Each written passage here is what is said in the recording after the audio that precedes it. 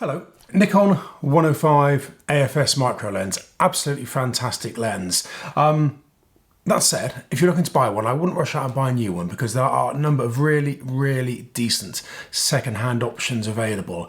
My name is Jonathan Harris and I'm going to run through the various alternatives and also talk about what you need to check if you are buying second-hand.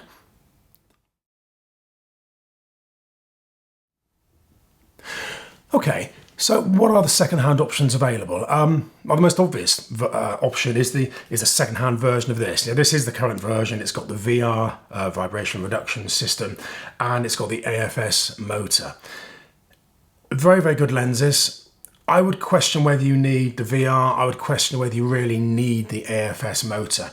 If you think you can get away without those technologies, then the version prior to this, the 105 Micro AFD version, is certainly worth considering.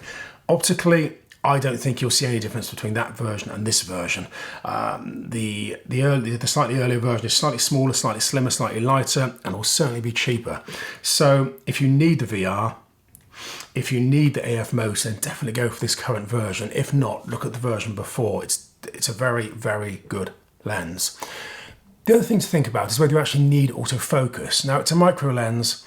There's a strong chance of using it on a tripod. There's a strong chance you'll be pre-focusing. So if you can get away with a manual focus lens, that's definitely an option worth considering. There are effectively two manual focus lenses they made. In 1974, they introduced the Nikon 105 Micro Nikkor. It was an f4 version, and its closest focus took you down to 1:2. These AF lenses go to 1:1, so if you need to go all the way down to 1:1, definitely look at the AF version. If you're not going that close, and if you can get away with 1:2 reproduction ratio, then the manual focus lenses definitely. So manual focus, there's the 105 f4 version, there's the 105 2.8 version. The 105 2.8 version replaced the f4 version. It was introduced in about 1983, 1984. Of the two manual focus lenses, I'll definitely recommend the f2.8 version. It's a little bit faster. It's obviously quite a bit newer. Optically, they are very good. Again, I think you'll struggle to tell the difference between the manual focus 2.8 micro and this 105 micro. They're all very good lenses. Okay, so you found a nice second-hand lens. What do you need to look at? What do you need to check? I mean, bearing in mind you could be buying something up to 40 plus years old. You should check them over very carefully. I'm just quickly now going to run through some the checks you should make, just to satisfy yourself that what you're buying is a decent, good, serviceable lens. First of all, just look at the cosmetics. Just make sure it hasn't been heavily knocked, hasn't been heavily dented. Have a look around the lens mount here. So have a look around the filter mount here, have a look around the lens mount, just to make sure the lens hasn't been completely abused. Just by taking some time looking at the cosmetics, you can certainly build up a picture in your own mind of how well it's been looked after.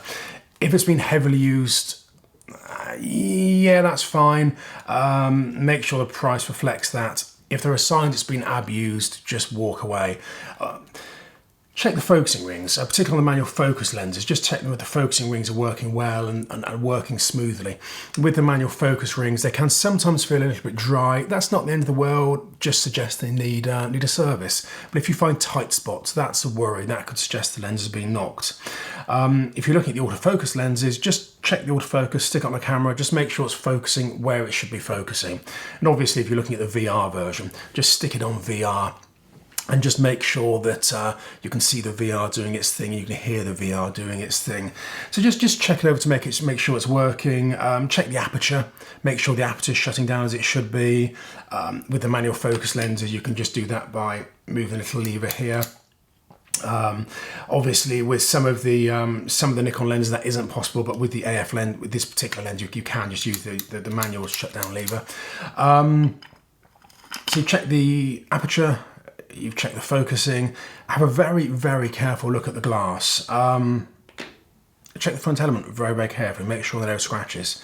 Check the back elements very carefully. Make sure there are no scratches, and also make sure there are no marks in the coating. A few little marks, particularly on the front, won't affect the performance, but they definitely affect the resale. So don't pay top dollar for a lens with scratched glass. Have a look inside. Again, you'll need to open up the aperture. Again, as I said, you can use the manual lever there on these particular lenses. Look through it and just make sure it's nice and clean inside, particularly with the slightly older lenses. Now, I'm referring to the older autofocus and the older manual focus lenses now. Do make sure there's no misting or fungus inside. It's becoming more common with the older Nikon lenses, and it's just down to storage. But if you get fungus in the lens, it can cause some real issues, and it can cause issues with other equipment you've got if you've got them in the same space. I'll put a link above me now just explaining more about the fungus. It's something you should definitely know about and something you should avoid if at all possible. So in summary, check out the cosmetics, just make sure it's in nice cosmetic condition. Check out the mechanics, make sure it's all working well, and finally, and probably most importantly, just check out the glass to make sure the glass is clean. If you get a clean bill of health in those three areas, then you can be sure you've got a good, reliable lens. I hope that's been useful. If you have any comments, please stick them in the box below. Otherwise, please subscribe and like, and I look forward to seeing you again soon. Thank you. Bye-bye.